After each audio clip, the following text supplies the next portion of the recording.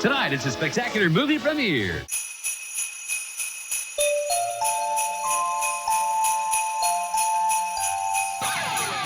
Come on and sit a spell. We've got stories and jokes to tell. It's gonna be a great Noel. It's the Advent Calendar House.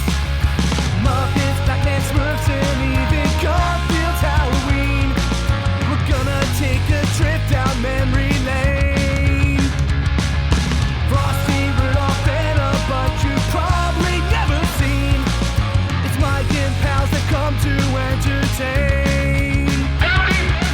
Turn the knob and lift the latch for fun and laughs that can't be matched. But just beware the icy patch. It's the Advent Calendar House. Merry Christmas Eve and welcome to the Advent Calendar House, brought to you today by the Greater Cincinnati Convention and Visitors Bureau. No, it's not, but they'll never know. It is Christmas Eve, so before we settle our brains for a long winter's nap, I thought I'd send mine flying into a tree. So buckle up as we get whisked away to the magical realm of 1986 for a very special TV movie adaptation of Babes in Toyland. I am one-eyed, one-beaked, flying Pat Morita eater Mike Westfall. Unfortunately, that was my best joke. And joining me is a breathtaking bride whose one wish is not to have to move out of her luxury shoe and into a bowling ball. It's Becca Petunia. Hi, Becca. Hi, Mike. I wish I could have been here under better circumstances, but here I am. You're here under circumstances, and I'm happy you're here. Also here is the reason my fleet of life-sized action figures can walk again. It's Molly Patton. Hi, Molly. Hi, Mike. Hi, everybody. And the future wild stallion I wouldn't hesitate to trust all my cookies with. It's Adam Pope. Hey, Adam. Excellent. I mean, Lisa. Whoa. Close enough, to be honest. Thank you all for being here. I want to hear about all your histories with this special that's been collecting dust in the back of my mind for decades now. And let's start with Molly. I tried to rent it back in the late 90s. I accidentally rented the wrong one, so then I ended up watching the animated version, which was terrible. And so then I thought, well, this will be better. And then I rented this one. And I'm pretty sure I only watched the first 20 minutes and then sent it back to Blockbuster. Because I remember the beginning, and that is all. Adam, what about you? My memory is not a visual memory. It is an odor. An odor? Or rather, there is something involved here because I remember this tape, seeing it for the first time at McDonald's. Oh. Being offered for sale amongst many other Orion Pictures releases like Dances with Wolves. How they didn't ever offer Mac and Me along with that, I'll never understand. Hey, yeah. Yeah. I mean, that's an Orion movie, but anyway. With Ronald McDonald. He's right in there. There's a whole dance sequence at McDonald's. Come on. You're sitting on a gold mine. But Babes in Toyland for me was always this mystery artifact of Christmas because I saw it there, but we didn't buy it. And then years later, when I got into my VHS collecting, I finally found a copy in the wild. There it is. And I've held on to it and finally watched it for this occasion. So it's the first time I've seen it all the way through. Wow. And woo, what an adventure. Oh. Becca, I know you watched this a few hours ago. Had you seen it before then? So I'll try to keep this brief, but so you put out an open call on the Tough Pigs Discord that I am one of the head moderators of, saying, hey, does anyone feel a strong way about Babes in Toyland 1986? And one of my friends on the server was like, Becca does. And my friend brought that up because I am a fan of a weird horror comedy webcomic loosely inspired by Babes in Toyland and also Rudolph the Red-Nosed Reindeer. And it's easy to confuse the two things. The webcomic Misfits in Toyland is distinct from the movie Babes in Toyland. But I was like, you know what? I'm a fan of said webcomic. So let me go back and engage with the source material. And that was my first mistake. Mike, this is not my first Advent Calendar House. And this is not my first podcast. I think that Babes in Toyland 1986 was the worst thing I have ever had to watch for a podcast. I think I just saw this webcomic you were talking about for the first time recently. Like it has started popping up on Blue Sky for me. I think it's the same one. It looks like what you're describing. I will say it's very weird. Content warning for a whole mess of stuff. It Fair. is very much a content warning for a whole mess of stuff kind of series. But I enjoy it. I'm friends with the creator. And I was like, hey, I guess I should learn about Babes in Toyland if I'm going to engage with this series. And the answer is maybe not this Babes in Toyland. Oh, so my family had this on VHS. I don't think it was store-bought like the one Adam just showed us on the Zoom video here. I'm pretty sure it was a copy like all of my good Christmas tapes were. I remember my sister really being into this and watching it a lot. She was a baby in 1986, but the VHS was released in 91. And, well, okay, I guess now we're going to have to get into the history of Babes in Toyland. Which is based, of course, on an operetta also called Babes in Toyland from 1903 with music by Victor Herbert and lyrics by Glenn McDonough. An operetta that only exists because they were like, Wizard of Oz rules. What if we could do that again? Yeah, yes. That is a good summation of that first paragraph of the history of this on Wikipedia. Uh-huh. Wizard of Oz was very successful. Let's make another. The first film based on Babes in Toyland was in 1934, starring Laurel and Hardy, followed by the more popular Disney version from 1961, starring Annette Funicello. That's the first version I remember watching. And then this one, it first aired December 19th, 1986, as NBC's Friday night movie, directed by Clive Donner, who also directed the 1984 version of A Christmas Carol with George C. Scott. Same director of those two. Different budget? It had to have been. If you think that's crazy, the music in this, the new parts that weren't part of the Victor Herbert original, were composed by Leslie Bricusse, who co-wrote the music to Dr. Dolittle and the themes from Goldfinger and You Only Live Twice and Willy Wonka and the Chocolate Factory. On the Christmas side, he wrote the musical Scrooge from 1970, the one with Albert Finney, the songs from Santa Claus the movie, and the lyrics to Somewhere in My Memory from Home Alone. Oh my gosh. That is a Christmas movie pedigree. Amazing. Really? And yet.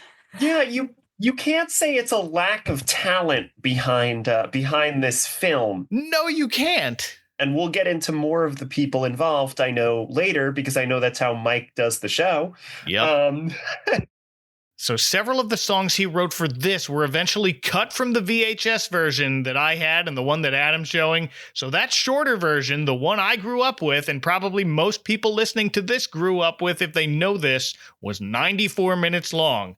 This was cut for a theatrical release in Europe as well. But the original version, broadcast on NBC in 1986 with commercials, was a 3-hour broadcast. Oh, no. And guess what? There's a copy of it on YouTube with all the commercials, and you bet your butt I watched that one. I accidentally watched the long version when I was preparing for this podcast. So that's the only one I have seen in full. And it took me like 6 tries to get through it. And now I know why. It was too long. I couldn't get through the 90-minute. It took me like 5 sittings to get through the 90-minute one. I got home from work. I threw it on my iPad. I went on the treadmill. And then I just finished it 5 minutes ago because I kept having to take breaks. And that was 90 minutes. Yeah, this one might have taken me the longest just to write notes for. I think it took me about a week. But if you really want to watch that 3-hour YouTube version to get all the feels and to watch all the commercials, I know y'all. It's labeled Babes in Toyland, original broadcast from 1986. If you want to watch the longer version without commercials, that's on YouTube, labeled The Director's Cut. The shorter VHS version is streaming on Tubi and Pluto TV at press time. It's in widescreen format, so I think it might be chopped off like when they first put The Simpsons on Disney+. So lots of options that you may or may not choose to watch. But let's get into this. We open over the enchanted snowy land of Cincinnati, Ohio, to the home of our hero, Lisa, played by 11-year-old Drew Barrymore. Mom, I'm 11 years old, not a child.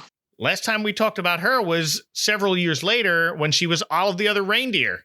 Yeah, I gotta say, this period of Drew Barrymore is just this blind spot. It's like E.T., Cat's Eye, Firestarter, immediately to Poison Ivy. Like, this middle period, this tween period, I'm like, she doesn't exist as far as I know, so just this movie. Wait, hold on, Adam. Drew Barrymore wasn't Poison Ivy. Uma Thurman was Poison Ivy. So I think that's right. She was in Batman Forever as Sugar. No, but there's a movie. Oh, the movie Poison Ivy. Yes, I was doing a bit. But Becca's giving us a good joke. I'm that like, wait. Good work, everyone. These are the jokes. So Lisa's here spending a little quiet time reading some of her old favorites. The Better Homes and Gardens new cookbook. Did that look familiar to anyone? Because I'm pretty sure that was in our house. Yep. Yes. She's sitting in front of the TV during a weather report about a bad blizzard and advising folks to stay home. Road conditions will become extremely hazardous as the evening wears on. But the best advice is to just stay home. And like I do, I had to see who this weather guy was, and it's Bill Marcus, who played a guard in Scrooged and a city engineer in Die Hard. Wow. And Babes in Toyland. He's most proud of this. Sure, yeah, but these folks just can't escape Christmas movies, I guess. I like to think of Babes in Toyland 1986 as the Die Hard of Christmas movies. I just want to start fights. We also meet Lisa's older sister, Mary, who is played by Jill Sholin. Any word from Mom yet? Traffic advisories have just been issued. That'll be her. US 30. I wonder where she's stuck this time. Does anyone know her from anything else? I could have sworn I had seen her face. It's like, she's not quite Shannon Doherty, she's not quite Judy Aronson. She's somewhere in between. But then, I looked at her filmography and I'm just like, no, I have not seen her. But where do you know her from, Mike? Do you? She starred in the 1989 adaptation of The Phantom of the Opera with Robert Englund. And she's a bit of a scream queen. Her other horror credits include Chiller, Cutting Class, Popcorn, and When a Stranger Calls. Babes in Toyland 1986. Her finest work in a horror film. Yeah. But Mary asks if Lisa's heard from their mom, and the second she asks, the phone rings, and sure enough, it's their mother, Eileen Brennan. I'm at a gas station in Midvale. I'm having chains put on the car. How does everyone best know Eileen Brennan? I wasn't sure, but I just had a suspicion she was probably on the Love Boat. Probably. I think she actually was. And something else from the 80s, although no, I'm blanking on what. Definitely Clue for me. Clue. I go straight to Clue. It's Mrs. Peacock. Yeah. Okay. So Mom's calling from a gas station where she's getting chains put on her tires to help her drive in the snow. Haven't thought about tire chains in a long time. I don't need them here, but have y'all ever had to put chains on your tires just to drive through snow? I have not had to do that, no. I live in Montana, Yeah, like so it is a very real possibility, but I would not have the skill, so I don't know yet. I would not know how to put the chains. No, you get them put on. Yeah. Oh, somebody does them for you. Okay. I wouldn't dare try and do it myself. I don't trust myself that much. In Oregon, if it snows more than like 2 inches, we all just stay home and we cancel everything. So fair. You usually don't have to put on shades. I just have a car with 4-wheel drive, so hey, I don't. What a concept. Because we do get snow here in the New York City metro area, or at least we used to. Remember snow. Mom also has Lisa's little brother Joey in tow with her, who's hungry, Mom. I'm hungry, Mom. Okay, Joey. Joey is played by Chad Carlson. This is his only credit on IMDb, and I'm not positive, but it sounds like they dubbed over his voice. Was there a lot of dubbing in this movie? I wouldn't say a lot, but you can tell when it's dubbed. Like, okay. Yeah. There's distinct dubbing happening in points, and this is one of them. It sounds like an adult woman voice actor playing Joey here. It's weird. And you also hear his voice before you actually see him, so it's like, where is that coming from? Right. You look down in the phone booth and there he is. Oh. I'm hungry, Mother. I'm expecting like a cartoon Dalmatian.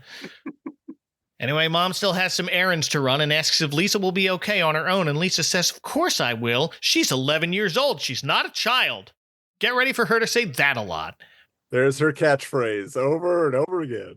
But not as much as you would think, which made it weird when that becomes like the key plot point.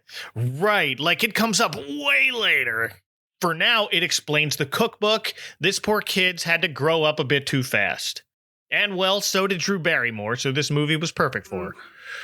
Let me tell y'all, don't read through Drew Barrymore's filmography and try and do math. It'll just make you sad. Too late. Yeah, well, even sadder than I feel here when we learn Lisa essentially acts like the mom of the family, even for her older sister. She tells Mary, you left your shoes out again. Mary's getting ready to go to work in the blizzard.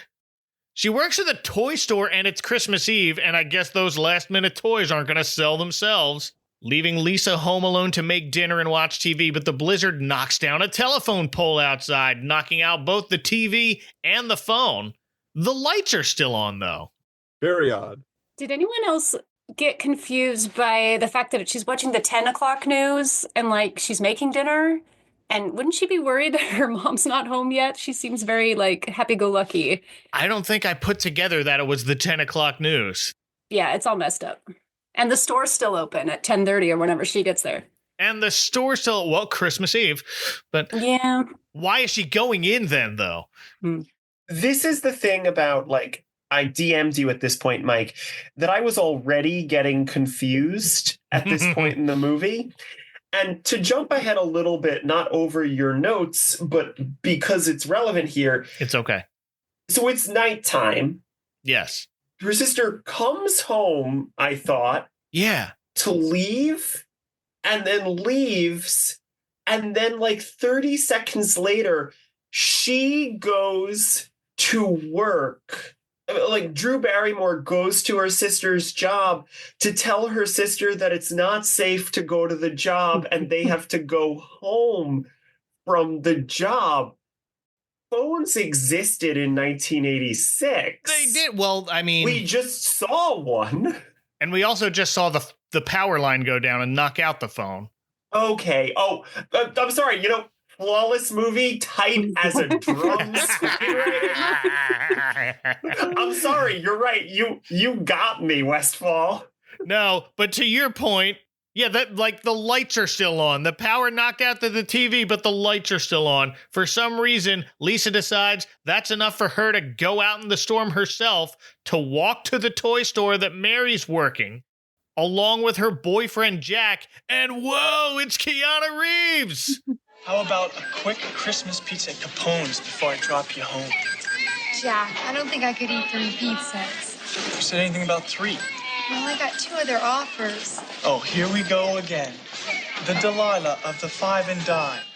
I am interested to know, those of you who grew up watching this movie, did you already know Keanu from Bill and Ted at this point?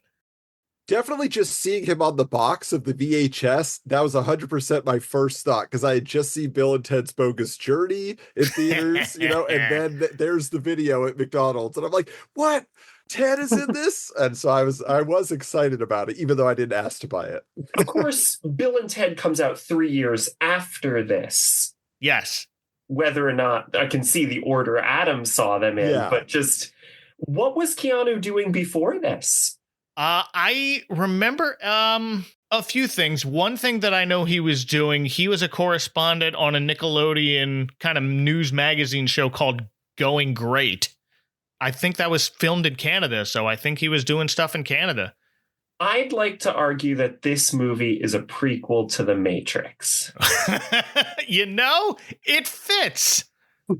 Headcanon accepted. And in this essay, I will...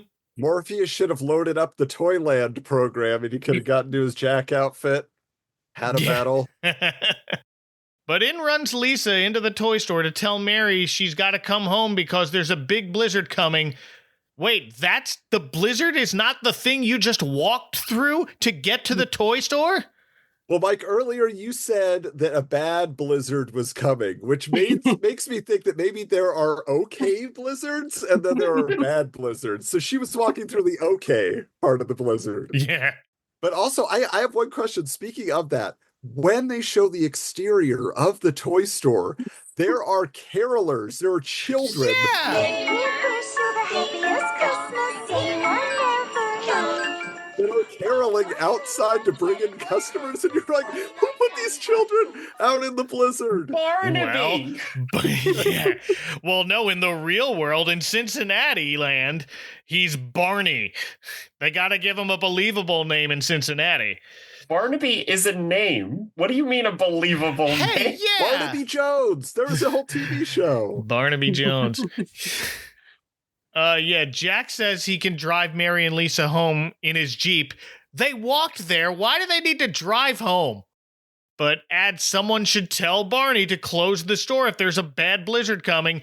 But Jack doesn't want to be the one to do it. So he runs and hides in some other part of the store while Mary hides Lisa under her desk as Barney approaches. And Barney is Richard Mulligan. Come on, you freaks. Still a lousy world. What do you think this is, some kind of holiday? Which, again, the earliest I watched this would have been 1991, so I recognized him as the guy from Empty Nest, the show my parents watched. Yeah, same. 100%. Becca, are you familiar with Empty Nest? No, I should stress that this movie predates Becca Petunia by 5 years. Okay. Empty Nest is a Golden Girl spinoff. Richard Mulligan played a pediatrician whose adult daughters returned home to live with him. So, nice guy in the show. Now, I also have to mention another role of his that I recently discovered. It's a movie called Teachers. And let me just read, his description of his character is on the back of the box. Herbert, Richard Mulligan, isn't really a teacher at all, but a refugee from a mental institution who's got his very own way of conducting history lessons.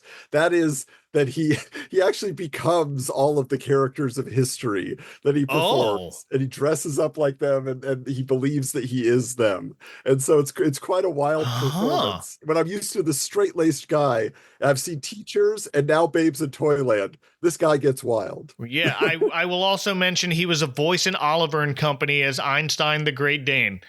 Oh.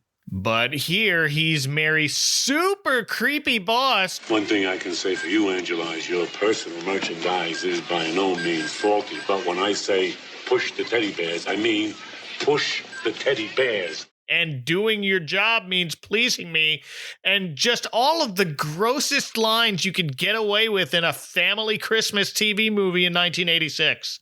I was trying to think, lecherous old man was kind of a villain trope, right? But I was trying to think in what other scenarios. I'm like, I know I've seen it, but what movies, what stories where it's like this old man's like, you're gonna marry me, young lady. I mean, the 1903 Babes in Toyland. Yeah. I don't know. This has like a tying a woman on the train track sort of feel to it, right, to be perfectly honest. The 1880s. But that's enough for Lisa to leap out from under Mary's desk and tell Barney, "Don't you talk to Mary like that." But what I like what they did here, instead of Mary getting super embarrassed that her sister's here and putting her job in jeopardy, she stands her ground. She will not let Barney talk to her like that. Or Jack. He had some words about Jack, and now she's shouting so the whole store can hear her. There's a blizzard out there. It's Christmas Eve, and I'm going to take my baby sister home. Mary, I know. You're not a baby. You're 11 years old. And if you had any conscience, which I know that you don't, you'd advise all your customers to get out of here while there's still time. So, of course, Barney fires her for spreading panic over some 2-bit snowstorm, which just so happens to blow open the front doors right at that moment, sending all the customers panicking to get out, sending Barney in a rage, so he fires Jack too, along with another coworker named George, who wasn't even doing anything. He was just next to them. I noticed that the carolers have dispersed. The carolers have dispersed. Yes. Good. Luckily, they're safe. But I gotta say, Barney's toy store is boring. It is. There are no good toys on the shelves. Again, I brought up Mac and Me earlier. There's so much product placement in that movie. There, you get Brave Star, you get the Mad Scientist Laboratory, Dissect an Alien. There's so many great things. What, they have bouncing balls and nothing. Like, what do they have at this store? Where do people buy it? This is one of the biggest problems with this movie. Not just the toy store, but Toyland. There's a severe lack of understanding what a toy is. Yeah. What makes a toy fun? So many questions that, like, I didn't think were tricky questions. Yeah, no, this toy store looks like they gutted a Toys R Us and they forgot to make it look like a toy store again. So George is played by Googie Gress. Just like Barney. Fenton to the big guy. He's got it. Over the head, too. His actual first name is Francis, but according to his bio on IMDb, as an infant, his dad called him Goo Goo Baby, and somehow Googie stuck. I was wondering about that when I saw his name, because when I saw his name, I started clapping. I was like, I'm here for a good time if Googie is in town. Googie, yeah. Googie's other credits include Freakazoid as the alter ego Dexter's brother who bullies him but is terrified of Freakazoid, and Wayne's World 2 as the security guy at the Aerosmith concert. But my girlfriend's in there. A lot of people's girlfriends are in there. Anyway, while everyone's trying to check out and leave, Barney gets on the intercom and announces there's nothing to worry about, keep on shopping, and that's when Lisa gets an idea. She gets on the intercom, which, by the way, is a karaoke microphone hanging on a hook on the wall. And she announces, I just saw on TV there's a big storm coming and we should all go home while we still can. Barney grabs the mic and she runs off to Mary, who hands her a big old sled as a Christmas present. It's not stealing because Mary points out it's half the money you still owe me. So our heroes march out triumphantly. Jack and George throwing their uniform vests at Barney and ripping a net of dodgeballs above them, sending them all raining on him, or snowing, I guess. None of them are upset about getting fired, but as they all get into Jack's Jeep, Lisa notes that she can't get the seatbelt around her and her new sled, but no one makes a big deal of it because it was the 80s, man. So true. Also, it's got to set up what happens in a few minutes. It sure does. Why does she need to sit on the sled? She can't just hold the sled in her arms? It's a big sled. I don't know. I don't know the answer to that. They decided, oh no, the Jeep has no room. I'm sitting back here with George, and there's not enough room for the two of us and a sled, I guess. Mary asks if Lisa really likes the sled, and she says, yes, it's going to be the best Christmas ever. And George adds, right here in Cincinnati. And oh, hey, did we mention this is a musical? But only for songs about Cincinnati. Here's our first song of the Christmas movie, a fight song about Cincinnati. I come from C-I-N-C-I-N-N-A-T-I, Cincinnati, the best town in Ohio, USA. At first they called it Cincy, but since Cincy is so natty, they named it Cincinnati, so they say. Leslie Brickus wrote this. It's interesting to note that Babes in Toyland is an operetta originally. The idea of Babes in Toyland being a musical is baked into the concept more than basically any other story, because it was an operetta before it was a book. Mm-hmm. You know, the book part came later. And this movie does not use... It uses 2 instrumental themes from it, and the rest are new songs.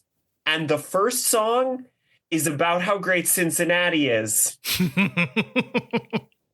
And spoilers, that's the only song that gets a reprise in at least the 90-minute version, is the fight song about Cincinnati. Well, and I gotta say, did it remind anybody else of that I Love Lucy, you know, California, here I come? Oh, yeah.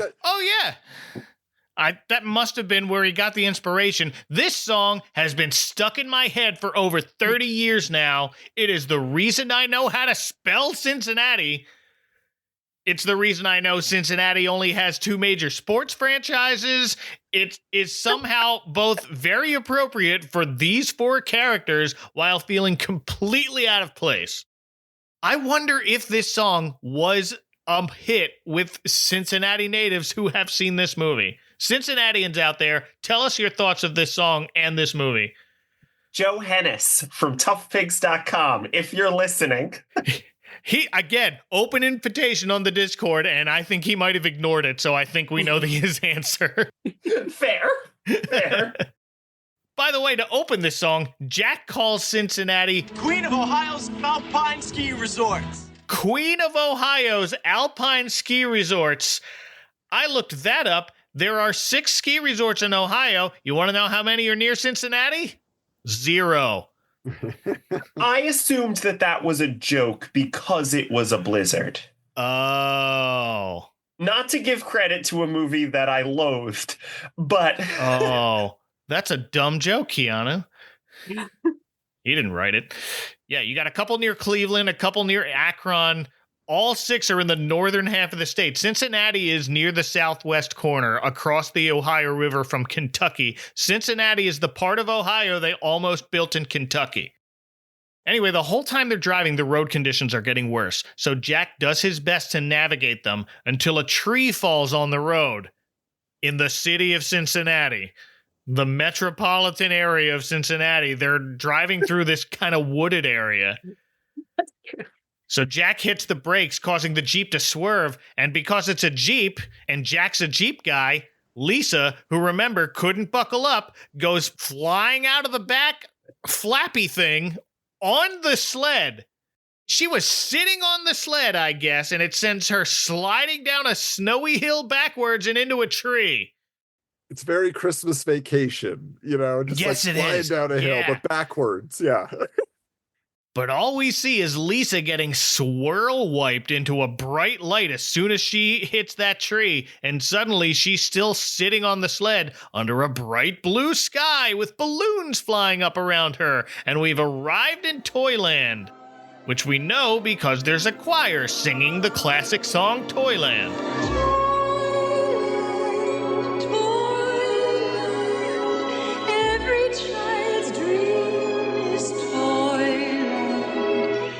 Lisa's flying over it, and several of its animal residents notice her, and these costumes are something.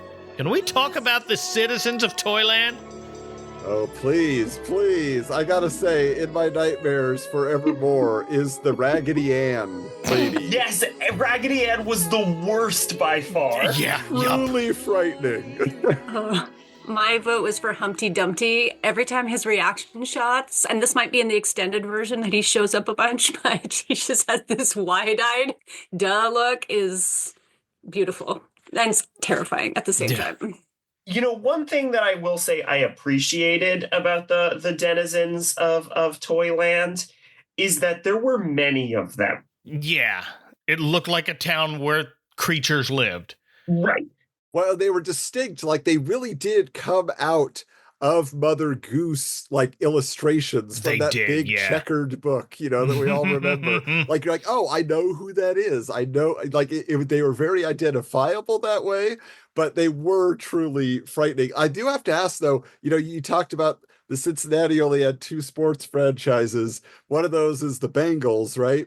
And I was kind of confused because they have a lion who is wearing a football jersey, who keeps appearing in certain scenes in the background. You're like, why? It's a little anachronistic with like these old-timey fairy tale characters. But then I was just like, should that be a Bengal? It should be a tiger. Yeah.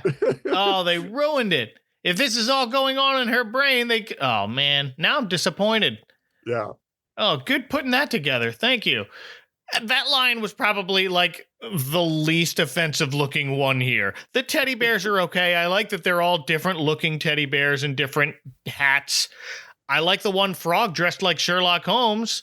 There are some geese that are okay, but the pigs and the mice are on the wrong side of that uncanny valley line for me.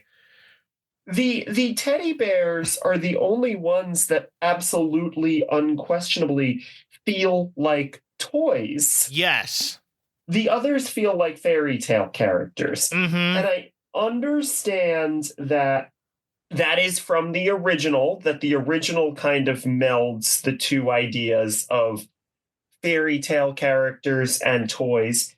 But I don't love that lack of consistency. And I think it really didn't work here. Because, like, okay, but you also have Raggedy Ann. Yeah. Well, they do have a Jack in the Box, but that is like a jacked in the box. This guy is buff. He's burly. It is so strange. He's not a clown. I mean, he sort of is, but I mean, really, he just looks frightening. But yeah, no, and the Jack in the Box doesn't do anything besides, like, every once in a while, someone will pick up his box and move him to get him out of the way. Just like, oh, you got to get back in there. It's not safe. The worst one for me, besides Raggedy Ann, the one I assume was supposed to be Puss in Boots, whose head looks like it was steamrolled. But Lisa is awestruck. She's got a big smile on her face until she notices a bunch of people march by carrying a giant cake, which she lands right in the middle of. And none of these animals do anything. They just saw a child crash land in the middle of their street, and they just go on chatting to themselves. It is worth noting also that, like, how could they react? They don't move, which we didn't mention when we were talking about them before. None of these animals have moving mouths. And yet, like, they make a big deal to crank up that voiceover of voices chatting away. There's a monster in Barnum's wedding cake. You won't be pleased at that. Well, he doesn't deserve a wedding cake anyway. I did like that she was also wearing a jacket. Like, she's got a jacket on, so easily she just like takes off the jacket. That's the only thing with icing on it. So that was very that smart was on nice. their part. And she leaves it there. She takes off her coat and gloves and cake, and she walks away. Well, guess I live here now. And right as she walks away, a couple of hunchbacked-looking goblin guys in black walk up to the scene of the crash, give each other concerned looks, and that's where we cut to our first commercial break in the broadcast version. Oh. And I will say, the broadcast version has some heavy hitters as far as 1986 Christmas commercials come. This was sponsored by McDonald's, of course, and Fruity Pebbles. So we get ho, ho, ho, I'm hungry. There's another one here. The McDonald's one that's here is one I haven't seen in a very long time. It's a commercial with a little girl dressed like Vicky from Small Wonder at a piano recital, which looks like it's taking place in the chapel at the end of the Muppets Take Manhattan. She's playing Fur-Elise with lyrics about what she wants to get at McDonald's. So she's like, I would have a big chocolate shake, a cheeseburger, and also fries. And it's really sweet.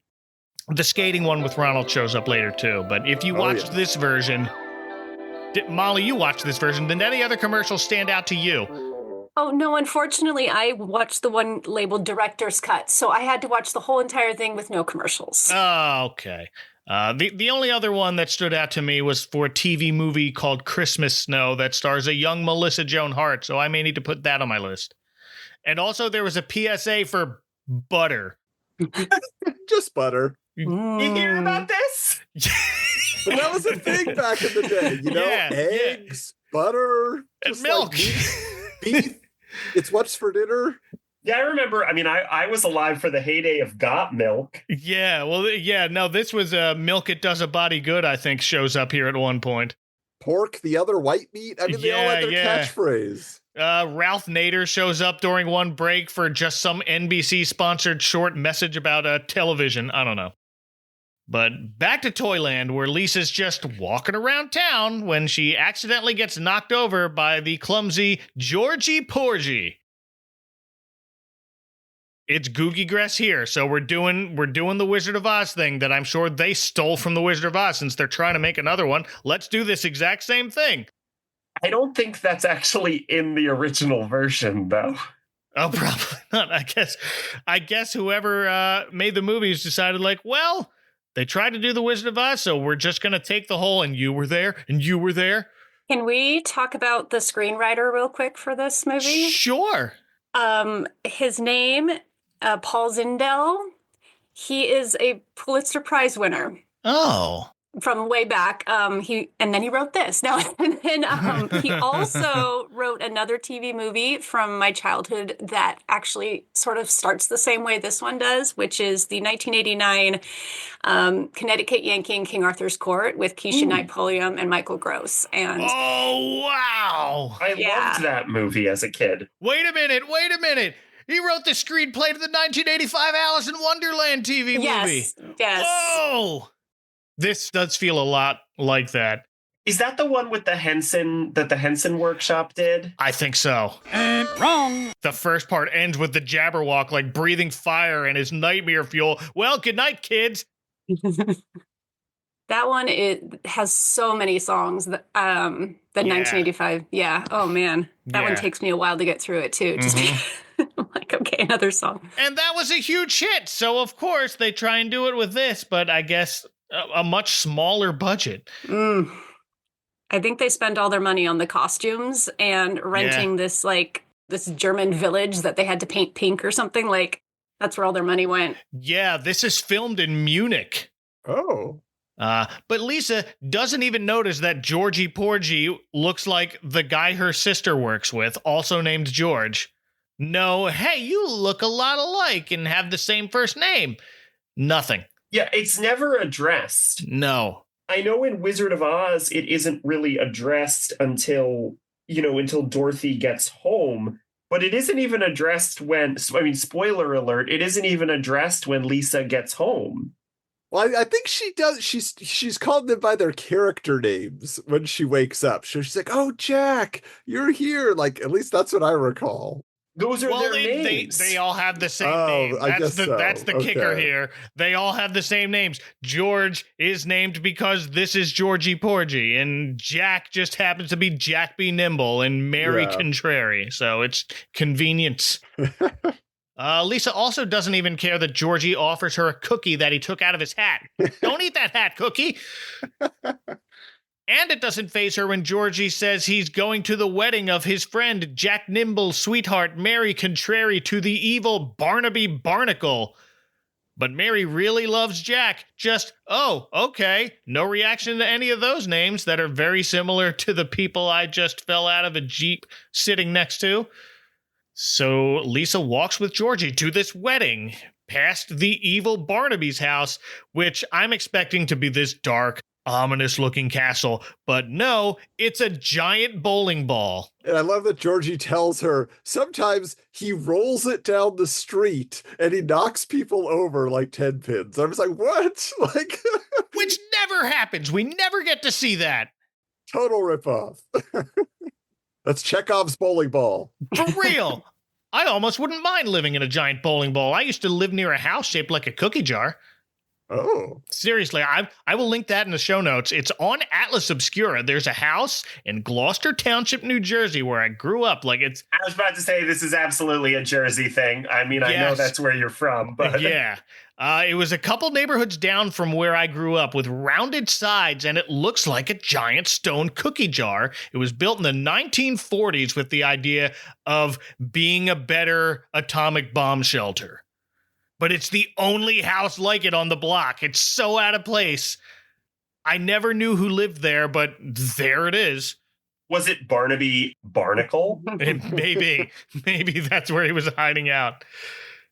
So Lisa wants to know why Mary's marrying this weird, terrible guy who lives in a bowling ball instead of the person she loves. And Georgie explains Barnaby bought the mortgage of Mary's mother's house, or rather shoe. She's the old woman who now lives in the shoe, but not that old woman. They bought it from the old woman and threatened to throw her out if Mary didn't marry him. Wait, does he want to move out of the bowling ball? No, I think he just wants to be a slumlord. Yeah, I thought the whole idea of the shoe in the nursery rhyme was that, like, this was not a very fortunate woman, perhaps, and that the shoe wasn't a great place to live. Yeah, I always assumed that too. Yeah, but Mary speaks very highly of it. Like, no, we got a deal on this shoe. It's great. You can sleep in the heel. But we arrive at the wedding outside this big pink courthouse, and there's Eileen Brennan again, this time as Mother Hubbard. Get on it, Tuffet Muffet. Start the happy wedding song. And again, no reaction from Lisa, like, Mom? Mother Hubbard has a forced smile as she conducts her gaggle of other children in singing a happy wedding song as her daughter Mary sadly marches down the aisle. This happy wedding song is a take on the Christmas carol that they were singing outside the store, but they change it to May We Wish You the Happiest Marriage. Marriage anyone ever knew. But then when this song gets a reprise, they do add back in the Christmas. And I forgot to mention this song also gets a reprise. Yes, it does, yeah. I think it's just those two, though. This is when Jack also arrives. Hey, Keanu. He just kind of looks on helpless. Lisa whispers something to Georgie. If Jack loves Mary so much, why don't they just elope? Because there's nowhere to elope to. It's just that Toyland is surrounded by the forest of the night, the scariest place anywhere. How do you know it's the scariest place anywhere? You've never been anywhere else. But whatever, here comes Barnaby, making his entrance down from his bowling ball house, and Lisa asks, who's that horrible-looking man? Like, have you even been listening? But Barnaby looks kind of awesome here. He's wearing this amazingly goth, ragged black suit and cape with a top hat that's got a huge black butterfly on it, and it's flapping. Yeah, you could do worse than Barnaby. Although I have to believe that Richard Mulligan is like, I have one thing to add here. I don't want to shave for this week of filming. So his stubble, it's all natural stubble. You'd think they would just like do it with makeup, but you can tell that's his gray beard trying to come through. And it's just, it's so distracting to me. Real stubble on screen. I don't know why. I wonder if someone somewhere saw this and got married in his suit. Does anyone remember the WrestleMania that was outside in Las Vegas? And here comes The Undertaker walking to the ring with a vulture on a bright, beautiful, sunny afternoon. That's what Barnaby reminds me of, walking up in his vulture suit to his wedding in Toyland. He's accompanied by those two hunchback goblins we saw earlier. Georgie tells Lisa their names are Zach and Mac. Ooh. Oh, we got to talk about these guys, because if you're not seeing the inspiration, like you're blind, because you have Riff Raff from Rocky Horror Picture Show and basically Nosferatu, you know? Like, when my spouse walked in while I was watching this, the only thing they said was, "Oh, Nosferatu's in this." Yeah. Well, I have credits for these two. Zach is played by Rolf Knie, and Mac is Gaston Hani. They're both circus clowns from Switzerland, which explains their really excellent performance here as far as movement goes. They understood their assignment. I don't know why their names are Zach and Mac. I don't know either. They're not particularly scary names. No. And I should mention that, let me make sure that I'm getting these names correct, but Barnaby's two sidekicks they're very different name in the original. They're Gonzorgo and Roderigo. Oh. Really? They changed them from that? Yeah, so I'm a little confused why they changed them from that to Zach Mac. Well, Mike, I have a question with these commercials because I'm seeing the tie-in here. We got Mac with McDonald's, Zach the Lego Maniac. Those commercials were playing around this time. I think this predates the Lego Maniac. Oh, okay. I think that was later 80s, but they could have. I don't remember seeing a Lego commercial. Well, as Barnaby walks down the aisle himself, Jack confronts him, but Zach and Mac just put out their hands and hold him back, and he doesn't do anything. So Barnaby takes Mary, and they're called forward by a justice of the peace who's also wearing a giant black hat. We're in Hat Town, y'all. I was born in a hat town, raised on the Warrego. It's called Lidsville. The justice's hat is some combination stovepipe and top hat with a little English guard bearskin helmet mixed in. And he is played by Walter Bushoff, a German actor. As Justice of the Peace of Toyland, it falls within my power to join this handsome couple. Well, anyway, this couple in matrimony. The justice begins saying sadly, our beloved toy master could not join them at this wedding due to the immense burden of his Christmas toy-making responsibilities. And Lisa whispers, who's the toy master? And come on, kid. Look, she hit that tree pretty hard, okay? But... well, she's confused because in the 1903 version, his name is the Toy Maker, and he's the villain. Oh. Interesting. So she's confused because she, like me, is a grumpy old adult. As we've established, she prematurely is a grumpy old adult. She's not a child. So she prefers a little light opera to whatever's going on here. And she's like, Toy Master? Who's that? My program? I'm reading the libretto right now, and it indicates... Hey, give me that script. Exactly. Yeah.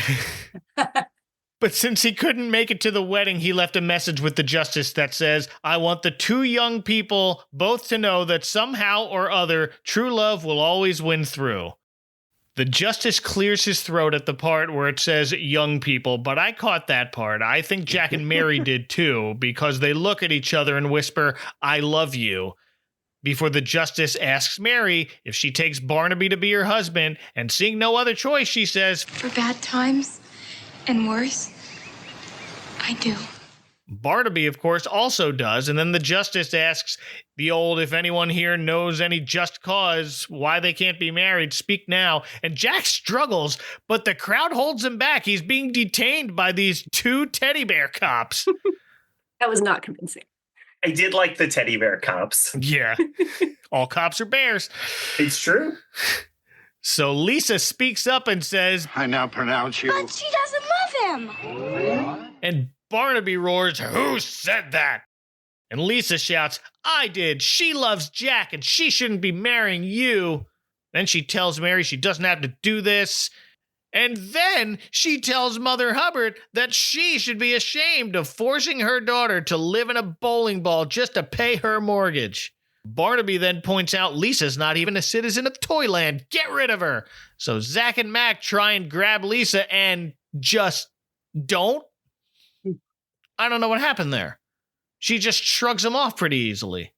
I mean, everybody's kind of intimidated by her. They respect her almost immediately, It feels like, yeah. Standing up to Barnaby. Jack breaks free from the crowd here and scoops up Mary. Barnaby's just kind of stunned for a second before he asks Lisa who she is. And here comes another catchphrase we're going to hear a bunch more. Who are you? I'm Lisa Piper, and I'm from Cincinnati. Cincy Watsky? Cincy Watsky? They think this is the funniest joke in the world. They do. Did they think it rhymes? It's the only joke in this movie from this point forward is some kind of joke on how Cincinnati is a weird word, especially if you don't know what America is. Yeah. Barnaby just says, whoever you are, you'll regret the day you ever set foot in Toyland. And Lisa fires back, no, I won't. This place looks wonderful, except for you. Barnaby just walks away, back up to his bowling ball. Oh, all right. Guess I'm not getting married today. Bye, everyone. We should mention in that shot, he also has one giant black curly fingernail, which is just like so prominent in her face. Yeah. He'll have that for other shots too. And it's like, yeah, he only has one long fingernail. Like, right. Is that, It's for his banjo picking. Okay, that's what I was thinking. That's the only other people I've ever seen have one long fingernail like that play the guitar or the banjo. Play the guitar. Yeah, that's one. And then Georgie shouts, let's hear it for Lisa! And it's time for another song as the whole town celebrates. Let's hear it for the girl of the hour. Let's hear it for the girl of the day. Let's cheer until the rafters echo, and after the echo has died away. They give Lisa a whole parade around the town square while Barnaby, Zach, and Mac look out from the holes in their bowling ball as he growls, Cincy Wutsky. Then we go inside the bowling ball, which looks a lot more menacing inside. He's got a bunch of other goons and creatures living in there, including this little bird-like monster with one big eyeball called the Trollog. We learn much later that Trollog is a dwarf troll, performed by Shari Weiser. I talked about her earlier in this season. She was also in a little show called Mr. Willoughby's Christmas Tree as the bear who brings home part of the tree back to her cave. See, I didn't realize that, and therefore I was Shari none the wiser. Well done. That's how we do it in Cincinnati. Well done. Shari Weiser's other credits include the suit performer of Marie Dodo in Follow That Bird, and Hoggle in Labyrinth. No kidding. Oh, yeah. Very recognizable. Yeah. So Barnaby asks Trollog, show me what my little friends are up to. Show me what I need to know so I can make certain everyone gets what they deserve. And the Trollog blinks its one big eye, which works like one of those crystal balls that can just spy on anyone anywhere. Don't think about it. We see Lisa, Jack, Mary, and Georgie. I've never seen anything so brave in my whole life. Lisa, we're so grateful, but Barnaby's bad, and... Don't worry about it. No one should ever be afraid to say what they think, unless they say it to Barnaby. He doesn't scare me. Well, I don't know what Barnaby's got cooking here at this point, but he tells his minions they have business at the cookie factory where Georgie works, and we learn Jack is about to inherit. Well, he inherits the trust for it. Nobody can own the cookie factory, man. Here we learn cookies are the source of Toyland's entire economy, so it's a big deal for Jack to inherit the trust. Or at least he was supposed to, but it turns out Barnaby, who we didn't mention is Jack's uncle. Now we're bringing Hamlet into this, or if you prefer the Lion King, but it didn't exist yet. Barnaby got some law passed that in order to inherit the cookie factory, he has to be 21 and married. Okay, you gotta be married? By next Wednesday, Georgie says, which, let's go to the calendar. It's 1986. It was Christmas Eve in Cincinnati, and that was a Wednesday. So the next Wednesday would be New Year's Eve. And yeah, that sounds like a deadline date that makes sense. But then we later learn it's always daytime in Toyland, so next Wednesday doesn't really mean anything. For now, let's go to the cookie factory, and all the bakers are wearing roller skates. It's like if a Sonic took over a Krispy Kreme, and that looks dangerous. I mean, I'm getting Xanadu flashbacks, and I'm loving it. Oh, yeah. Oh, well done. I'd rather be watching Xanadu. Yeah, right. No, this is early childhood Xanadu. This is Xanadu daycare. Yes. But in walks Barnaby, who blows a giant pink whistle and calls for a cookie break. And all the bakers look at him like, what? And he repeats, yeah, cookie break. And everyone cheers and rolls out the door to take a cookie break. while Barnaby, Zach, and Max sneak into a back storage room and start tossing boxes of cookies into a trapdoor to, I don't know where yet. It's dark down there, so I guessed at this point that it leads back to the bowling ball, and guess what it does? Why didn't they just go in that way? Yep, could have just snuck in there. It's a very strange idea. Just I don't know, we just built it in there for no reason. You got your nice green glow coming out of the floor as you open it up. Yeah. I don't really know which one is Zach and which one is Mac, but one of them carefully puts a cake into a box and then throws the box down the trapdoor. That made me laugh. We then cut to, it's the house shaped like a big shoe, and I assumed Mother Hubbard was also the old woman who lived in a shoe, but nope, that's a different old woman we never meet. Mary tells us that old woman had so many children, she moved into a pair of boots. So Mother Hubbard moved into the shoe, even though she also has so many children, and we meet them all here. It feels like, again, I don't know, maybe just the writing isn't very good. Not to keep saying that. It's okay. You're not wrong. Mary introduces Lisa like they didn't all just throw a parade for her. But Mother Hubbard introduces all of her many children, including Wee Willie Winky and Peter Piper and Jack and Jill, Little Boy Blue, and Little Jack Horner. She named 2 kids Jack. Anyway, she's carrying a long list of things she's supposed to remember, including asking Mary, Yes, number 11. How dare you not marry that nice, rich Mr. Barnaby? Mary explains she loves Jack, of course, so her mom asked Lisa, well, she wrote it on her list, why don't you keep your business out of other people's noses? I did like that gag. Yeah. And Lisa repeats the words we heard from the Toy Master's message. When 2 young people love each other, they should be allowed to be together. Then she adds, And a mature man of the world like Mr. Barnaby should be free to marry a more elegant, glamorous woman of the world such as yourself. She talks a lot of sense, that girl.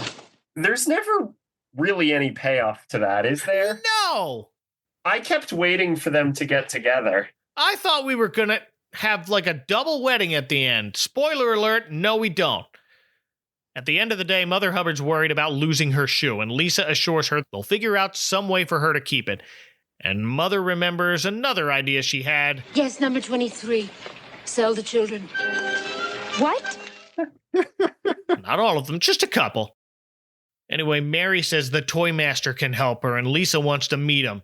But first, Mary wants to check on Jack and Georgie at the cookie factory, so they hop into a pair of little go-karts shaped like shoes.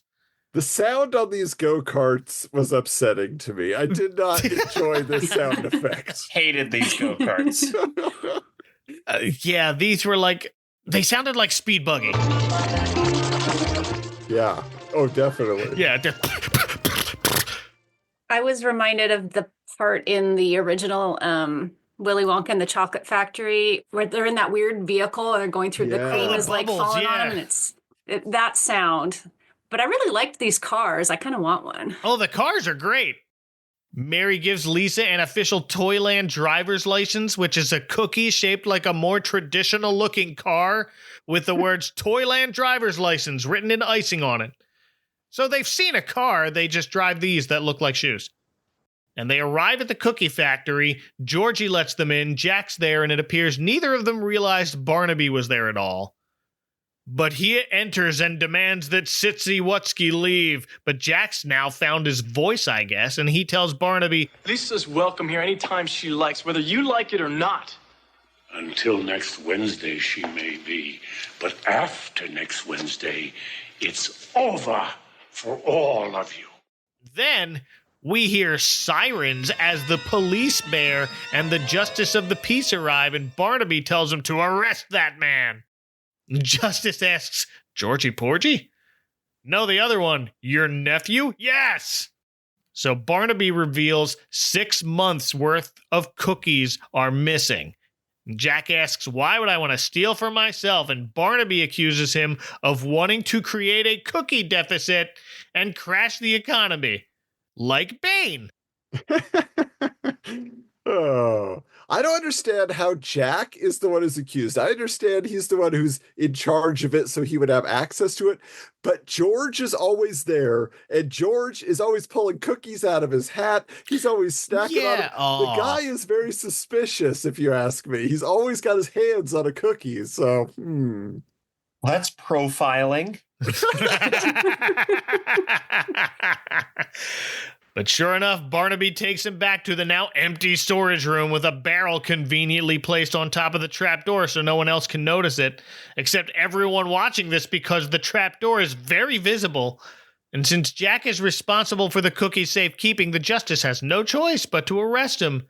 Barnaby fakes remorse to the justice about his own nephew, but they take Jack away in a caged circus car. While Lisa, Mary, and Georgie sing a song about how it doesn't look good, but we'll think of something. It doesn't look good, but I'll think of something. There must be something to do to save the day. I don't think that song is in the 90-minute version. No. Molly, did you have the song?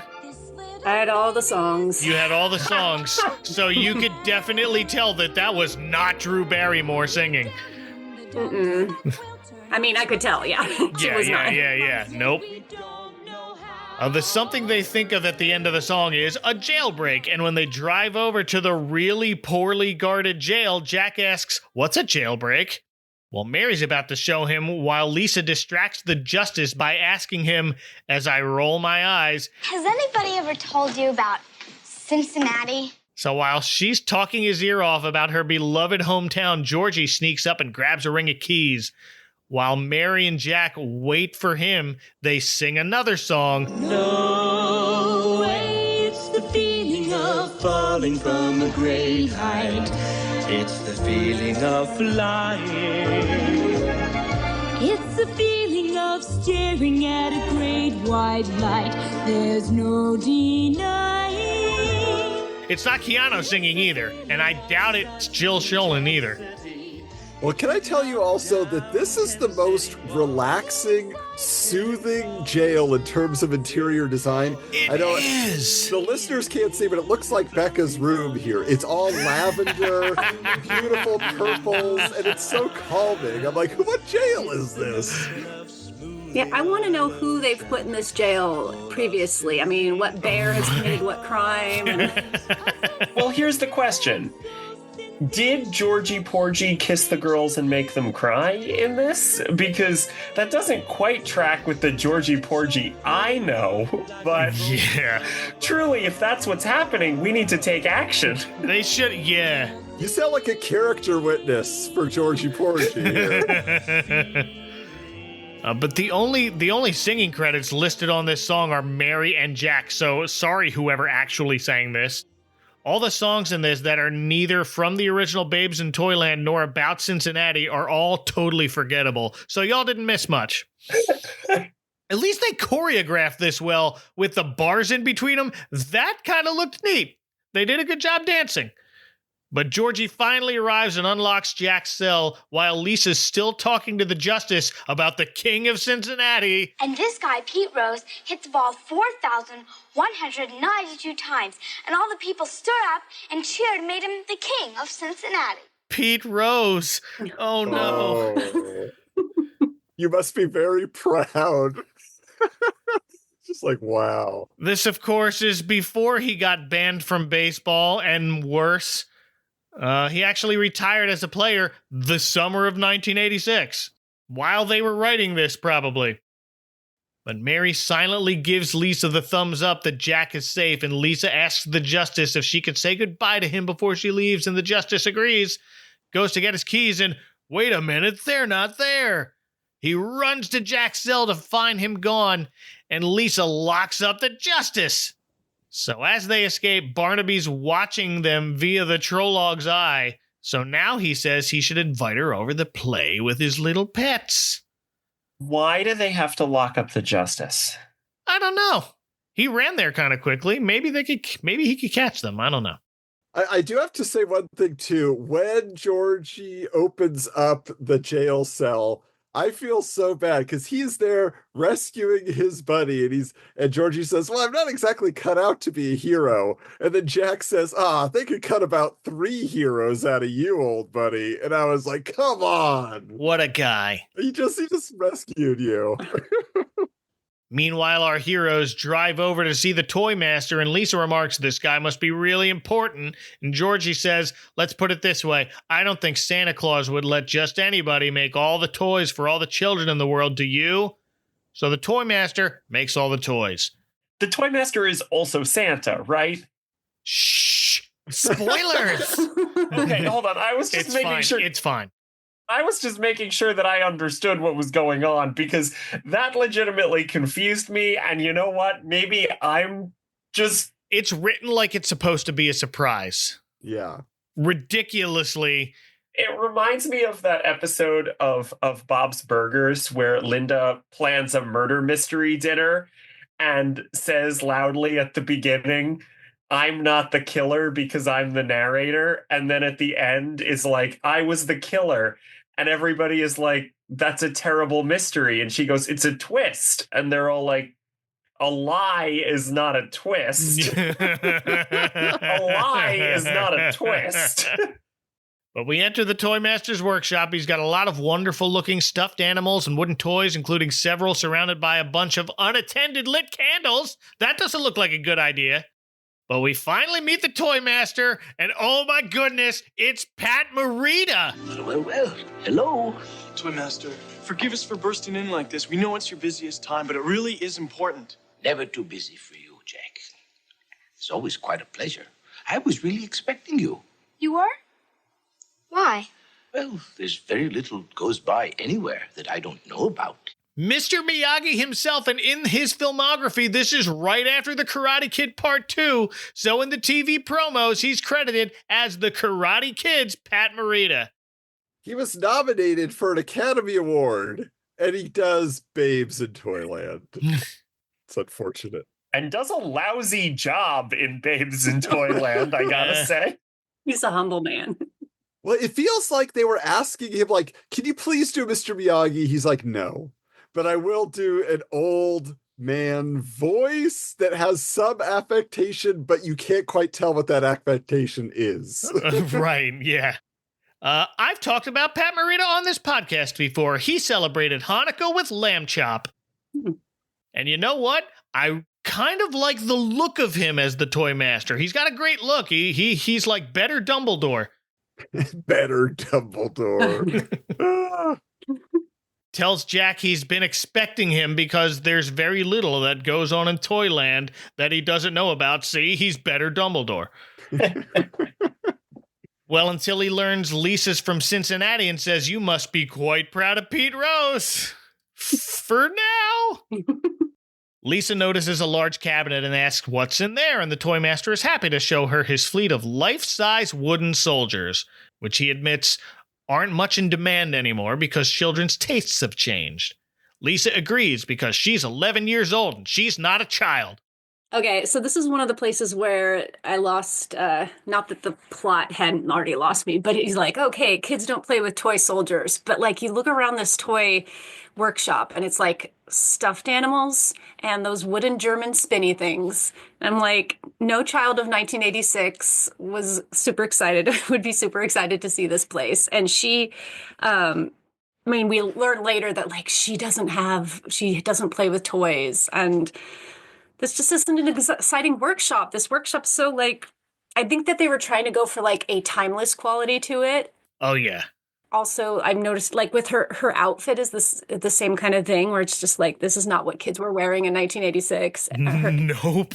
Her hair kind of is, but yeah, just I don't like this toy shop.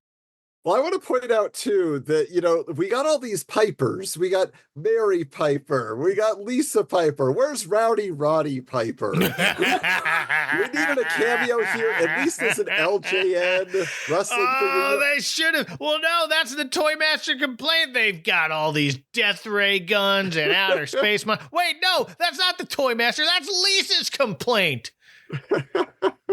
She's so old. She's an old soul. Yeah, you got me, Lisa. I wanted outer space monsters. I looked up the top toys of 1986, and they were G.I. Joe. Okay. And My Little Pony. So fine. One's just a hyper-modernized toy soldier, and the other's G.I. Joe. Anyway, while Mary and Jack begin to explain what's been happening, we cut to Barnaby channel surfing on Trolog's eyeball, going through all his magic surveillance cameras that somehow no one has noticed until he sees our heroes tell the toy master that Barnaby's accused Jack of stealing from the cookie factory. And the toy master lets them in on a little secret, and he opens another cabinet and takes out an old bottle which he's been collecting the evil of the world in. And man, you shouldn't put that all in one jar. What is his process? How is he collecting evil? I want to know. He's siphoning it? Like he's luring it in? What's he doing? I don't know, but split it up. Hide it in a series of dungeons. And to that end, the toy master admits you can't keep all the evil in the world in any one bottle, but there's enough room in this one for Barnaby's, so they'll have to find a way to extract it from him, because only then will Toyland be truly safe. If you know how to extract evil, why don't you tell them what to do? The toy maker, the toy master. Again, I'm getting scrambled because the toy maker is from the 1903 version. The toy master works in mysterious ways. Yes. Yep. While they're in there, Lisa notices Georgie's eating a cookie, says he found it and another one on the floor of the cookie factory. And Jack says if Georgie can show them where he found them, there should be some other evidence nearby to prove Jack's innocence. So back to the cookie factory we go, and Zach and Mac are waiting for them. So as they're looking around the place, Jack steps on and discovers the trap door, and the henchmen pull a lever and send him falling into it while no one else is looking. And yes, it does lead to a shoot that ends in Barnaby's dungeon, just in time to hear his uncle sing his own song. I want to share with you, dear boy, the evil scheme that fills my heart with joy.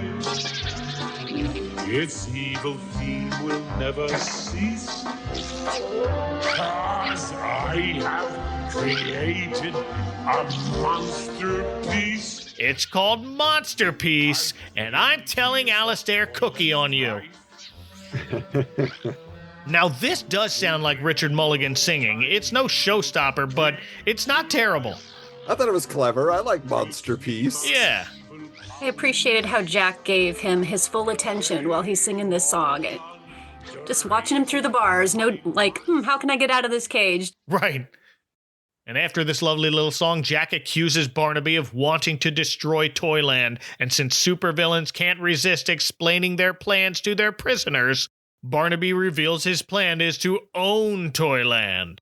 He adds he's going to force Jack to write a letter to Mary saying he doesn't love her anymore, or else he'll bring Mary down here and turn her over to his creatures. And that's not cool. You didn't have to add that. So Jack agrees to write the letter. Meanwhile, the others are still searching the cookie factory when another alarm goes off, so they all scramble to hide. Meanwhile, the police bear finds and frees Justice Grimm as they race down to the cookie factory to find the other three. And Barnaby, who appears with the letter from Jack, which says he's leaving Toyland forever. The cookie robbery has made him rich, and he's starting a new life in the world beyond the forest of the night without her. And even though Mary confirms that's Jack's handwriting, Lisa's not buying this. Still, the justice says it's a signed confession, so they'd all better leave what's now Barnaby's property, or he'll have them all arrested. Barnaby says the wedding to Mary is back on for Wednesday at noon, right when he becomes the cookie factory's official trustee. Let's just hope that this one goes a little more smoothly than the last one. I hate to turn it into a funeral. You know what I mean. Yes, I do.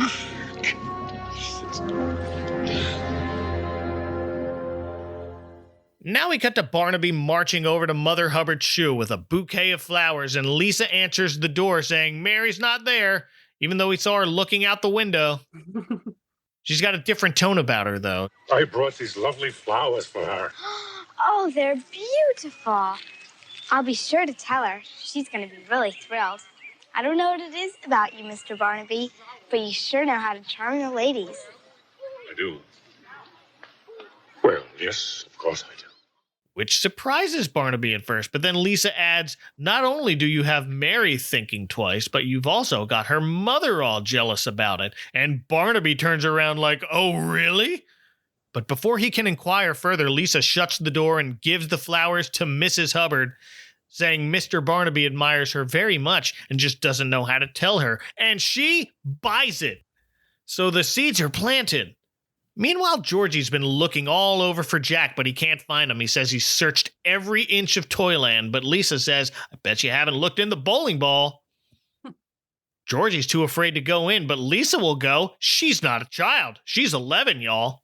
But Mary insists she should go in too, saying it's time she did something about this besides crying. So she tells Lisa and Georgie to stand guard outside, and up she goes into the bowling ball house. How is she getting in here? I forgot that part. Kind of on the side. You don't really see a door, but you see everybody kind of just walk behind it and they're inside. Oh, okay. Oh, yep. Confirmed. Walks around and pokes her head out of each of the 3 finger hole windows and says, not here. But right as she checks the third one, we hear another trapdoor lever open and she falls in. Down another chute that drops her right in the same cell as Jack. Which is convenient. Yeah. Does anybody else think Barnaby kind of, looks like a Skeksis from the Dark Crystal when he's in his lair? Like, there's just something about him. That lair gives all kinds of Dark Crystal vibes. Yeah. Except, worse. So Jack explains he had to write that letter or else Barnaby was going to come after her. And Barnaby gloats that he's got them both now and informs them he's off to pay the Toymaster a visit. Well, that's also where Lisa and Georgie go, and they get there first, and they tell him Jack and Mary have both disappeared, and at first, the Toymaster says, oh, he's really busy, and Santa will be there very soon to pick up all the toys, so they'll have to manage for now. Look, y'all, I'm on a time crunch. So Lisa tells the Toymaster, listen. Toymaster, I don't think you really realize what's going on in Toyland. The whole place is in great danger, and you must do something right away. You really must. What exactly did you have in mind? Well, for instance, don't you have the power to turn Barnaby into a wind-up pussycat or something? The Toymaster gives us the Return of the Jedi argument. What if there's still some good inside Barnaby? Lisa insists there isn't, but just as the Toymaster says that's not true, the battle between good and evil exists inside everyone. Barnaby kicks open the door, and he and Zack and Mac tie up the 3 of them. Then he takes the Toymaster's key, opens his cabinet, and he takes the Flask of Evil, which I guess he knew was in there. Yeah, he was watching through that TV thing earlier. Oh, that's right, Yeah. that's right. I was going to say that. Flawless movie.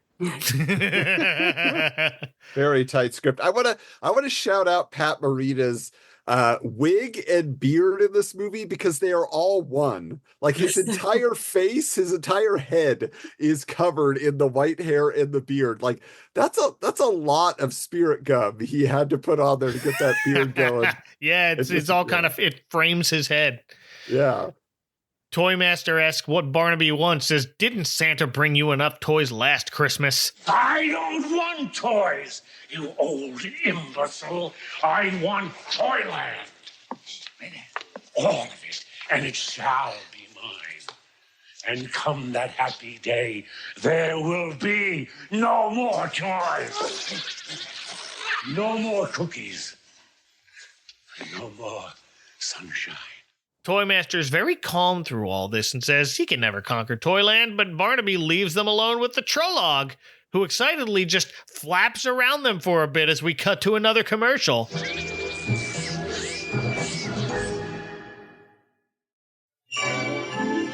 Babes in Toyland will return after these messages.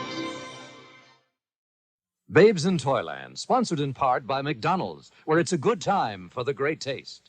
And by Fruity and Cocoa Pebbles. Happy holidays from your friends in Bedrock. I don't want to do this. It'll be great. I'll be scared. Just think how glad you'll be when you're all done and maybe we'll all go to McDonald's. I'll be glad when I'm done. I'll be glad when I'm done. Think McDonald's. Oh, I wish I were already there instead of here playing this song. Oh, I would have a big chocolate shake, a cheeseburger, and also fries. And I would eat my fries myself and not give any to my dumb brother. Hands off and mine all mine. Oh boy, my recital is almost done. It wasn't bad, I'm still alive. And now I can have my chocolate shake, my cheeseburger, and also fries.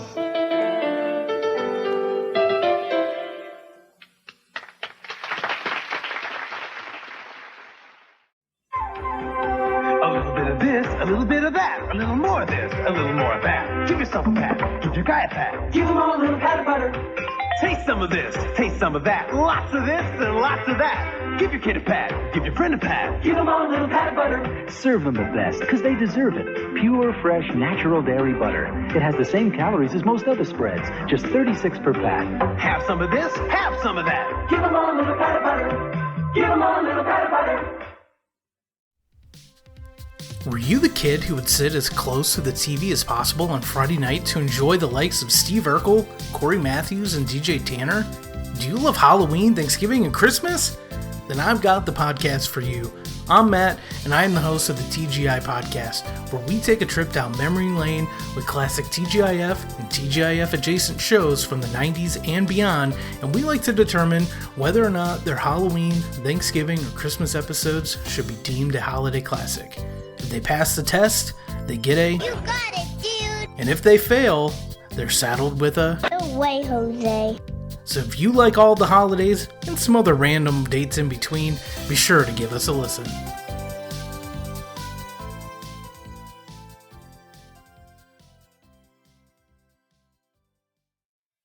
We now return to Babes in Toyland. And when we return, Lisa maneuvers herself to get the Trolog to bite through her rope, and that frees her. That was quick. So she unties the other two while the Trolog just continues jumping and flapping around, doing nothing really. And when she frees the Toy Master, he takes a paintbrush, paints over the Trolog's eye, and stuffs it in a trunk. Painting the eye was... I felt so grossed out when that happened. They show the whole thing. I've seen a lot of comments about this special while I was researching it that called this scene nightmare fuel, and I suppose it is if you were watching it when you're really little or, now in your 30s or 40s.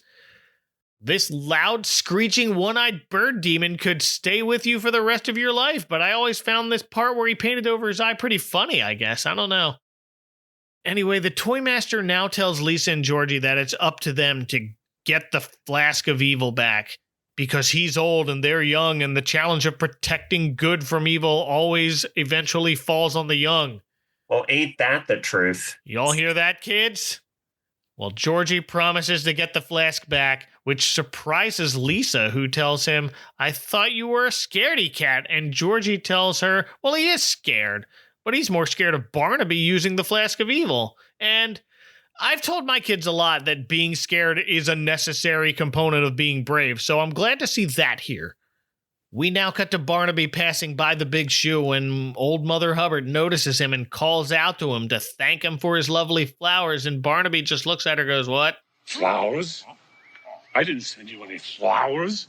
This woman is crazy." Walks away. I like that. But Ma Hubbard just thinks he's being shy, a trait she happens to find attractive. Would you like to drop by my shoe? I've got some fine gumdrop wine. I'm a teetotaler. Oh, all right, then tea it is. No, really, I have no time. But then she asks about the little pet of yours. What is it, a Pekingese? And here's where we learn that the Trolog is a dwarf troll, and the two get caught up in small talk about dwarf trolls. It's actually kind of adorable. I suppose to you, a man's best friend is his dwarf troll. He has his uses. You might say he's more like my watchdog. But Barnaby finally shrugs her off and moves along, and we cut back to our heroes as Georgie tells Lisa in order to find Jack and Mary, they have to venture into the forest of the night. Georgie, you're a 300-pound genius. Why? Constant. Poor Georgie. It's not good. I don't know if it was his hair, his outfit, his cookies, his sidekickness, but he was definitely giving me Samwise Gamgee vibes, and yes. Throughout the movie, that kind of helped me pretend that was Sam. He's kind of like just a good guy, just a jolly guy, but I don't like the fat jokes. No, throughout it. Unfortunately, the gate to the forest of the night is guarded by another police bear, so Georgie gives Lisa a baseball bat, which makes her Miss Cincinnati because of good old Pete Rose.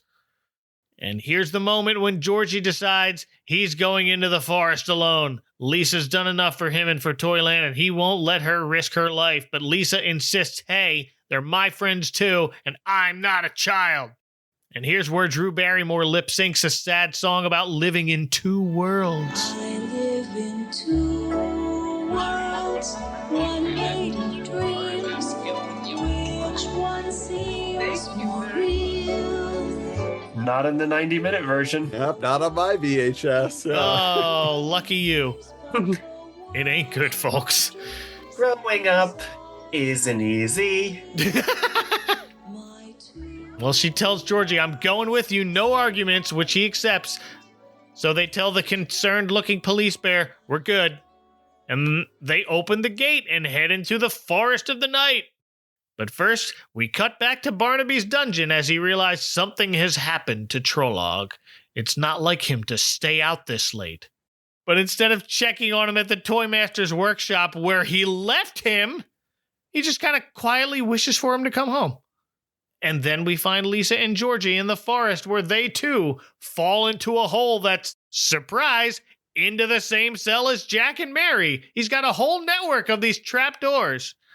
It took a lot of work to lay this out, but it's going to be a lot more convenient in the long run. And that's what we should hope for. Yes. They all hug each other, relieved that they're safe, but Barnaby's there to welcome his newest guests. And he tells them he's going to make them all breathe in the evil from the flask. And he opens it into their cell and leaves, as we see them try not to breathe in this waft of green smoke, because evil's always green. They all kind of struggle in the air not to breathe as Lisa shouts, don't give in, don't do it, fight it. And after a while, she realizes, wait a minute, nothing's happening to me. She's not even coughing or choking like the others are. Why is she immune? Well, there's only one possible reason. I guess I'm immune because I'm from Cincinnati. Because she's from Cincinnati. Oh. And that's why The Cure is singing a song about Cincinnati. It's Drew Barrymore's turn to lip sync the Cincinnati fight song to her friends who shouldn't even know the song. C-I-N-C-I-N-N-A-T-I, Cincinnati, the best home you know, H-I-O, Ohio, USA. Come on, Toy Master said there was good and evil. All of us, hold on to the good inside of you. They named it Cincinnati, so they say. I thought they just looked like her friends and family, but Jack starts singing it, followed by Mary and Georgie. Nothing about this makes sense. Especially if you're a Pirates fan. This is just the magic of Cincinnati. Yeah, what's in the water in Cincinnati that you're immune to everything? That's like some joke, and just like, if you drank the water in Cincinnati, you won't get COVID. Meanwhile, elsewhere in the dungeon, Barnaby announces to his other minions that tomorrow's the day he will take over Toyland. Oh, it's next Wednesday already? Time flies when it doesn't mean anything. I gotta shout out Richard Mulligan in this scene because he is just like 10% less, but he is 100% being Al Pacino as Big Boy Caprice in Dick Tracy. Yes! I am ecstatic to tell you that tomorrow I will stand on the steps of Toyland Town Hall, and there I will receive the sacred trust. Then all of Toyland will be ours. This means war.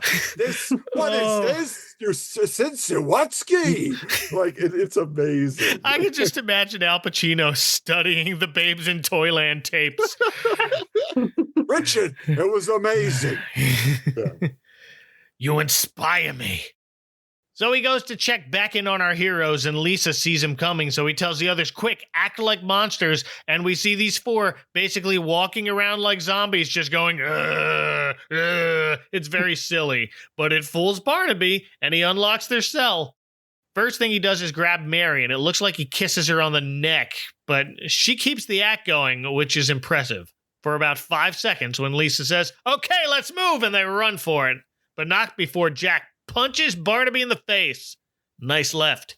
So Barnaby has had enough, and he throws the flask of evil onto the ground, and it pours out for him and all his minions to breathe it in. So they chase the others through these catacombs, which is a whole scene, including a Tarzan-style swing over a pit like Star Wars.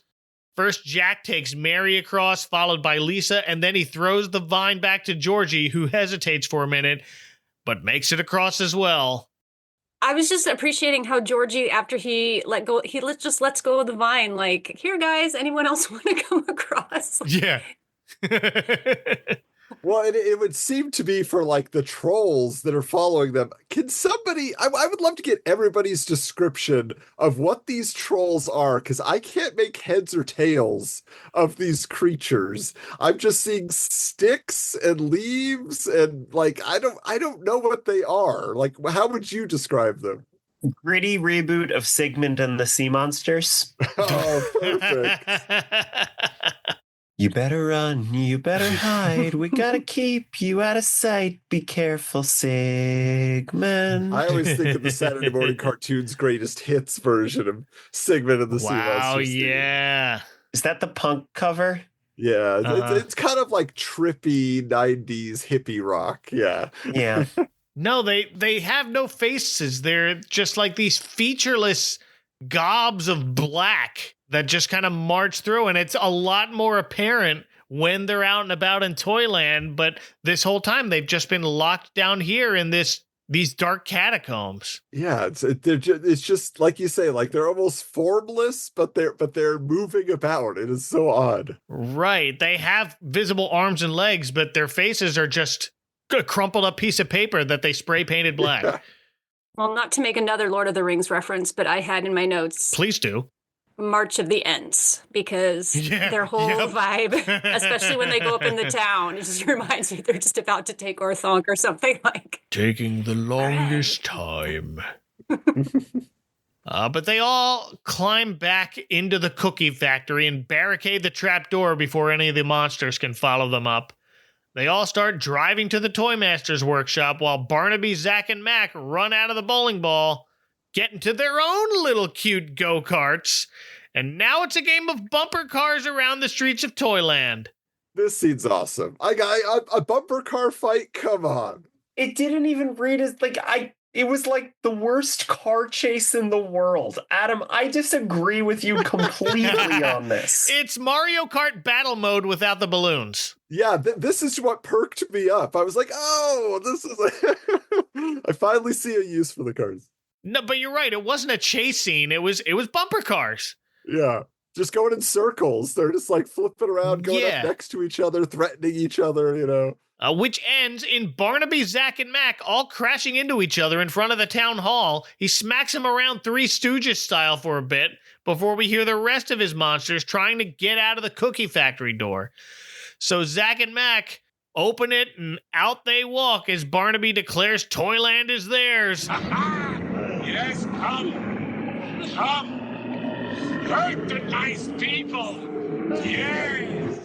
Meanwhile, the others go to the Toymaster and try to tell him Barnaby's attacking Toyland, but he still says nothing he can do. It's out of his hands. All he has here are toys before he drops the bomb. Toys cannot protect us from anything. As long as there is one person within these walls who can't believe in them. Who doesn't believe in toys? Who is he talking about? Since when does she not believe in toys? She's been believing them for the last hour. Right. Everyone else is confused, but the Toymaster explains someone never really got to be a child because life made her grow up too fast. I was afraid of where this was going, but I'm not mad about how they handled it. He does not blame Lisa for growing up too fast. She's not a child because she never got a chance to be a child. But she hasn't been throwing toys away. Like, we got you a present, then chucking it over her shoulder, like she hasn't been like, what are all these creatures? Although, to an earlier point, like, how many of them are actually toys? Right. She was her face lit up when she saw all these characters walking around. Yeah. Did the 90-minute version have the scene at the house where the sister says, I'm going to get you a present? And she's like, it's a surprise. And then she's like, oh, by the way, it's a sled. I just ruined your surprise. Yes. Okay. Yes. And she asked, is it a blender? I hope it's a blender. We could really use one. That was my indication that she is not a fun toy-loving person because she does not want the sled. But then she pretends she does later. But she's appreciative of the sled, but yeah, it's no blender. But here's where the Toy Master explains because of that, only Lisa can save Toyland. But she's got to believe. In what? She asks, and the Toy Master says, in Toyland and everything it stands for. And now it's Pat Morita's turn to lip sync a song about seeing through the eyes of a child. If you can see through the eyes of a child, the wonderful world that children see, believe you me, you will never grow old. You will always be free to be guy. Did you get that song? We did. Yes. Okay. Yeah. That he clearly was not singing. Nope. Goes around playing with all his toys and dancing through his workshop. So Lisa admits life did make her grow up too soon, and then she looks around the toy shop and remembers, wait, I still have my teddy bear. I kept Teddy. I kept Teddy. Did you hear that, everybody? She kept her teddy. Yes, I kept my Teddy, and I miss him. He guards over my little brother Joey. Okay, now what? Now Jack, Mary, and Georgie all tell Lisa, say that you remember. Remember, Lisa. Reminded me of Hook. You're playing with us, Peter.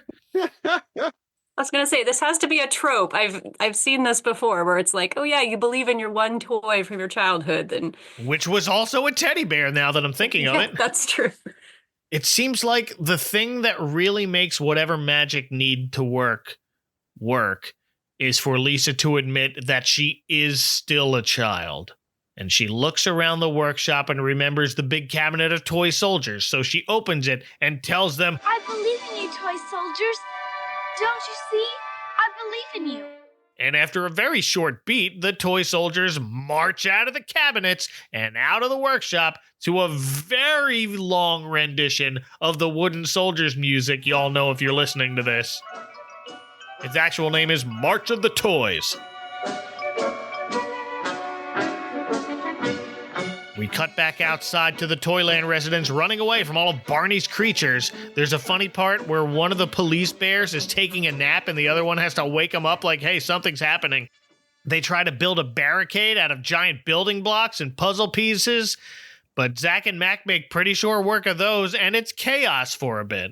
Until finally the slowest toy soldiers ever finally make it outside and start marching down the street and take aim at the monsters with their toy rifles and cannons. But then they also just get in there and start wrestling with them. All the while, Barnaby is hiding behind his go-kart. Lisa's out there throwing tomatoes at the creature. She doesn't care. Between all the smoke from the rifles and the cannons and the fact that most of these monsters are just those featureless piles of black material with legs, it's hard to see what's happening through most of this. Well, I love when they just cut to Humpty Dumpty, and Humpty Dumpty is always just like sitting somewhere. He can't get in on the action at all. I kept expecting him to fall over and crack. Yeah, I was waiting for him to fall. Never. There's nothing interesting to Humpty Dumpty. Nope. But finally, the police bears open the gates to the forest, and the soldiers, followed by the rest of the citizens of Toyland, drive Barnaby's monsters out of the city. And they just walk into the forest like, well, later. It's kind of very anticlimactic. This is the saddest battle. Yeah. Between their barricade, where they just put teddy bears and giant puzzle pieces, like, oh, this will stop them, which of course it doesn't. To now they're hitting them with brooms and... Shh! shoe.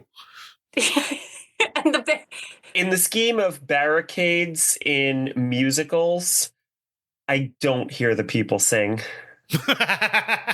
Nope.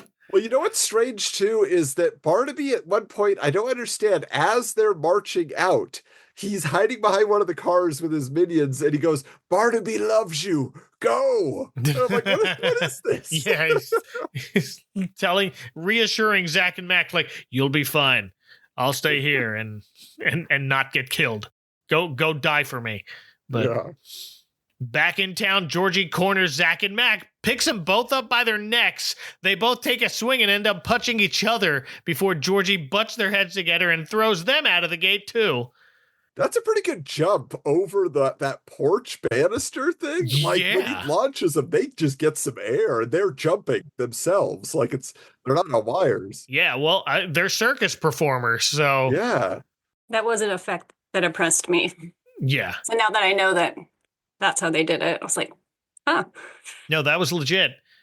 The other monsters grabbed them like, come on, let's get out of here. Meanwhile, Barnaby sneaks out of his hiding spot, grabs Lisa, and threatens to make her his new Trolog. Wait, did the other Trolog used to be a human child? That was huge. I was like, what? How do you transform someone into a Trolog? I don't like the implications of this at all. I liked it better when he was just a dwarf troll. I was fine with that.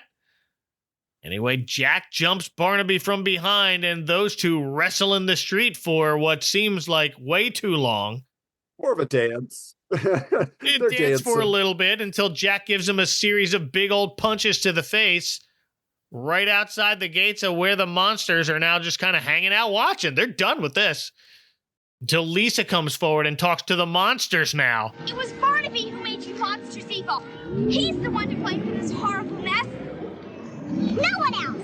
And I don't know what happened to the last part of this, but Drew Barrymore got dubbed over for the line, no one else. It's weird. Did y'all catch it? Yeah, it's like the singer who did the singing for her says that line or something. Yeah. I don't know what happened. Maybe she just lost her voice or something. Well, I also love in that crowd scene, there is a mother rabbit. I don't know if it's Peter Rabbit, Peter Cottontail. Oh, yeah. And she's holding a giant cucumber and shaking it like, you go away. Yeah. No, she looked like a character out of Mapletown or what's the other one? Sylvanian Families. You get the feeling that anybody who had to play one of the animals was just trying their best to come up with something that they could do. Oh, yeah. But Barnaby stands up, says, I'm going to get you, Cincy Wutsky. And now the Toy Master tells him, Barnaby Barnacle, you still haven't learned, have you? For your evil against Toyland, you are hereby banished to the forest of the night. Forever. Oh, word? That's all you needed to do? Yeah, if the Toy Master has this much authority over both Mayor Grimm or Barnaby, and also thinks that the kids are right, then why did they have to do any of these plot events? I guess everybody was just scared of him. I don't know, including the Toy Master maybe until, I don't know. And can the Forest of the Night really be that much worse than where he already lives in this cave underground? I mean, I don't know. It might be an improvement, actually. Yeah, it didn't look too bad. There is a giant spider there in some versions of it, but not this version of it. Oh, okay. Yeah, everybody stole giant spider in the forest from Babes in Toyland. Yes, of course. No one had ever seen a spider in the forest before Babes in Toyland. Not a big one. But the Toy Master has his soldiers march Barnaby out to where the monsters are waiting for him, and they just kind of grab him and leave like, thanks, later. Fine. I don't know. I was really hoping for more of a Care Bears ending where they melt his icy heart and he falls in love with Mother Hubbard, but I guess he chose poorly. Yeah, it's so weird that they spend so much time talking about, I bet there's good in Barnaby and doing this thing with Mother Hubbard. And then it's just you know what? This movie's 3 hours long already. Let's, Really missed opportunity, but it's not all bad news for Mother Hubbard. Later, we see her invite the Justice of the Peace over to her shoe sometime. So the toy master tells Lisa she saved Toyland because she set those toy soldiers free. Spoilers, kids, it's her coma, so of course she's the most important person in this world. We now cut to a ceremony as a much merrier justice asks Jack 2 questions. Are you 21 years old? No, but I will be tomorrow. Second, are you married? No, but I will be tomorrow. Really? You want your anniversary to be on your birthday? Easy to remember. That is fair. Nah, don't do that. But I guess tomorrow's soon enough for the justice to officially name Jack trustee of the cookie factory. Guess you don't want 3 milestones on the same day. But then we cut to the wedding, featuring Lisa as the flower girl and the toy master walking Mary down the aisle. Mary's got a wedding dress on. Jack didn't even change. Lisa didn't either. Lisa didn't either. Well, Lisa, didn't bring a change of clothes, but she could have borrowed something from one of Mary's 11 teen siblings. But Jack, I hope he's got one of those cartoon character closets where it's a bunch of the same outfit. Yeah, just his vest and his shirt, yeah. He got evil gas on him. Because he needs that kind of outfit to be nimble. Yeah, I guess. Very functional. Yeah, but the justice changes up the vows this time to include to love and cherish and give him a lot of fun and love with your whole heart till the end of time. I do. And he also calls Mary the breathtaking Mary. Jack doesn't get to give him a lot of fun question, which stood out to me. That's Mary's job. By the way, Raggedy Ann is way too close to the bride and groom in all shots. Yes, she is. What is she doing there? We didn't mention also during the chaotic fight scene, Raggedy Ann decks one of the trolls in the face. Yeah. Extra scary. And it's so funny because I actually just watched the Raggedy Ann animated movie, the famous Lost, freaky, not a Lost movie, but somewhat recently restored movie. And it's so funny to think about Raggedy Ann in that way because she's so nice in the movie. She is. Oh, that's a double feature. But Jack's vows are to love and be unbelievably kind to Mary and to share the joys of Toyland and all your hopes and dreams forever and a day, which, okay, equal vows next time. Jack's a sweetheart and says, It's not long enough, but I do. That was kind of sweet. It was very sweet. Nice. Rings and kisses and cheers. Hooray! Now we cut to Lisa telling the toy master she's got to be getting home, but she doesn't know how.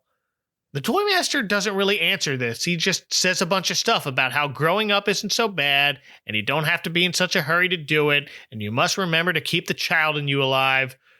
Okay, but can you tell me how to get to Cincinnati? We don't get that answer just yet. First, they sing together again. If you, like me, can think and see through the wandering eyes and mind of a child. Followed by not Drew Barrymore singing Goodbye Toyland. Bye-bye, Toyland. I'm gonna miss you, Toyland. Still holding her flower girl bouquet, by the way, just carrying it around with her. We then cut to, hey, Santa's reindeer are here, but wait a minute, these are toy reindeer on wheels. It's all of the other reindeer. I liked the toy reindeer. It felt like the only time that they remembered that this should be about toys. Yeah, this was cool. Speaking of all of the other reindeer, of course that's how Lisa gets back to Cincinnati, hitching a ride with Santa. No seatbelt, though, just on top of the presents. Just on top of the presents. It was the 80s. Full circle. There we go. So we see her say goodbye to Mary, Jack, Georgie, and everyone before climbing onto Santa's sleigh and realizing, wait, I didn't say goodbye to the Toy Master. And surprise, y'all, the Toy Master is Santa. Well, we should have a nice trip, Lisa, if you don't mind a few bumps. Toy Master! Toyland's worst kept secret. But you know what? I like the look of Pat Morita as Santa. He's got on a little Red Riding Hood. He's kind of great. He kind of looks like Belle from that Beauty and the Beast special, the Christmas special. The Enchanted Christmas. Oh, it's the same hood. You're not wrong. I didn't think of that, but you're not wrong. Wow. I used to work at Disneyland. It's yeah, on the but you brain. see that. Yeah. We see the sleigh fly past the moon, and then the next thing we see is a hand closing a curtain, and we're back home in good old Cincinnati in good old 1986. The hand belongs to Lisa's mom, who's home, and she's got Lisa's teddy to give to her while she's asleep on the couch. And she finally wakes up and gives her mom a hug. And the first thing she asks is, Where's little Joey? Oh, Lisa, stop acting like a mother. He's upstairs sleeping. Warm and toasty in his little bed. We're just so happy that you're all right. Mary, Jack, and George are all there, dressed like they're in an 80s soap opera, because they kind of are. And Lisa just up and tells them that she was in a town with talking toys, and Mother Goose people and horrible monsters tried to eat her alive. And George jokes, I bet Barney from the store was the worst monster of the lot. Oh, yes, he was. He was. And Lisa's like, yup, nailed it. Goes on about the Toy Master, says the tree looks beautiful, just like all the things the Toy Master told me. And Mom plays along, saying, he must be a very wise man. And Lisa continues, He taught me that it was in our hearts that we must stay young and try to be good.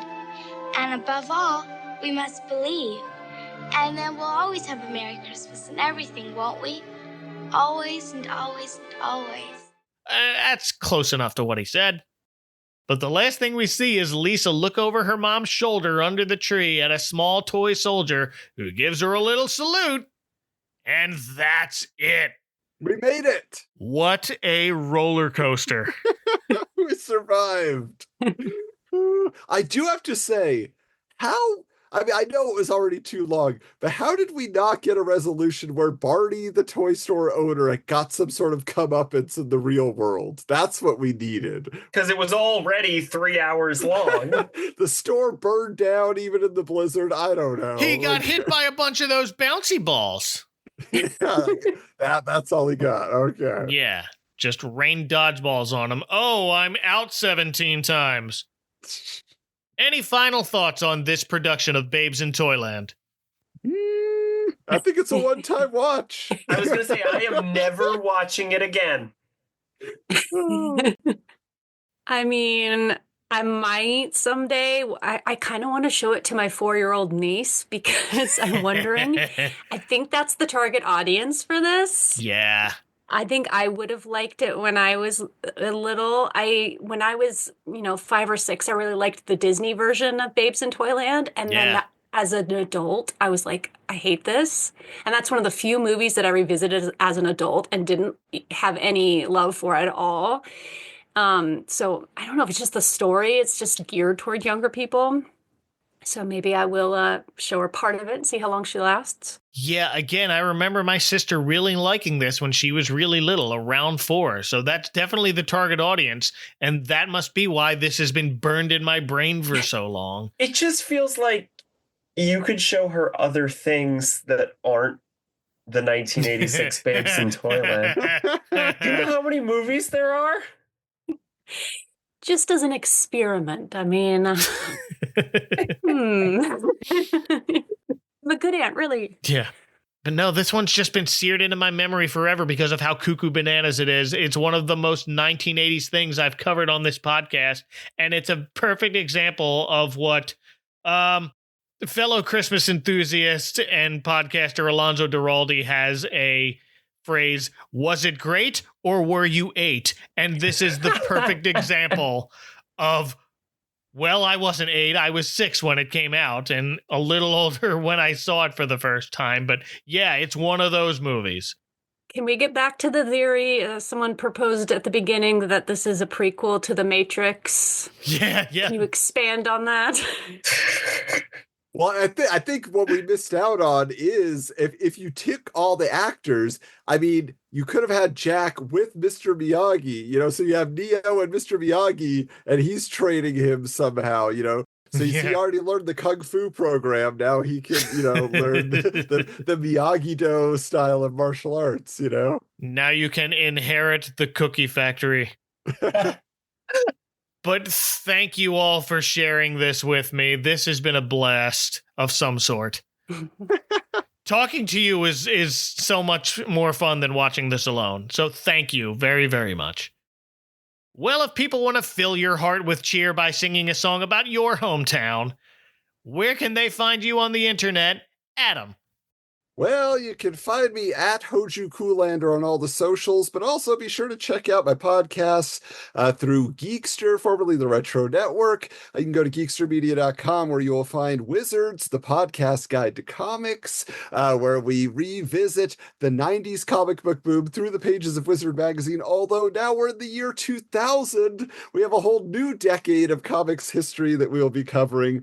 And actually, right now, we are publishing a comic book. If you go to Kickstarter and search Armored Half Wizards, you can find Wizard magazine used to offer half issues of exclusive comics only through their magazine, and we are publishing one of those right now, which is full of Wizards nostalgia. So if we have 90s comic book fans out there, you'll love that. But if you love old media like this, you'll also like Remember That Show, where William Bruce West and I, we travel through the world of 80s and 90s TV to find those shows that are obscure or forgotten and bring them back to your memory. So you can check that out as well. We're at Remember Show Pod on the socials as well for that one.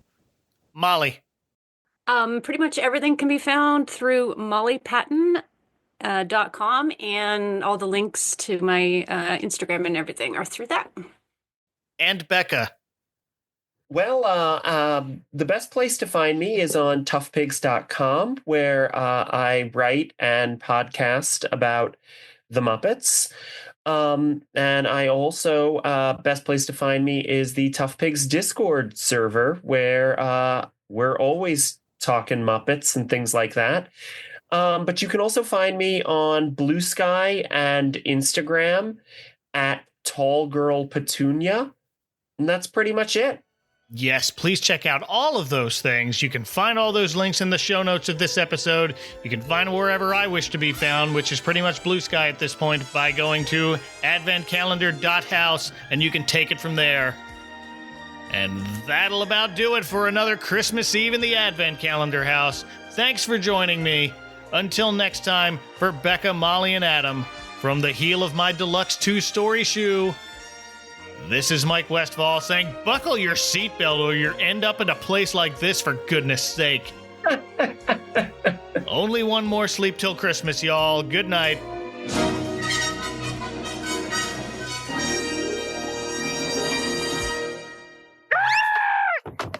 Careful the icy patch!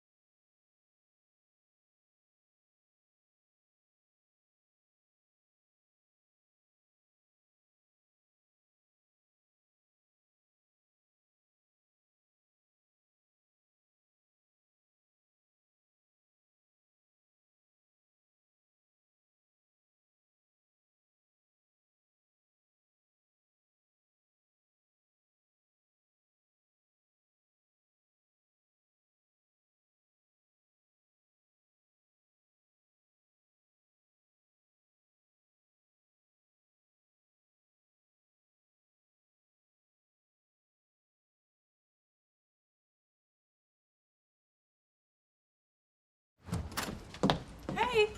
Oh, wow. Looks like the Easter Bunny's funeral in here.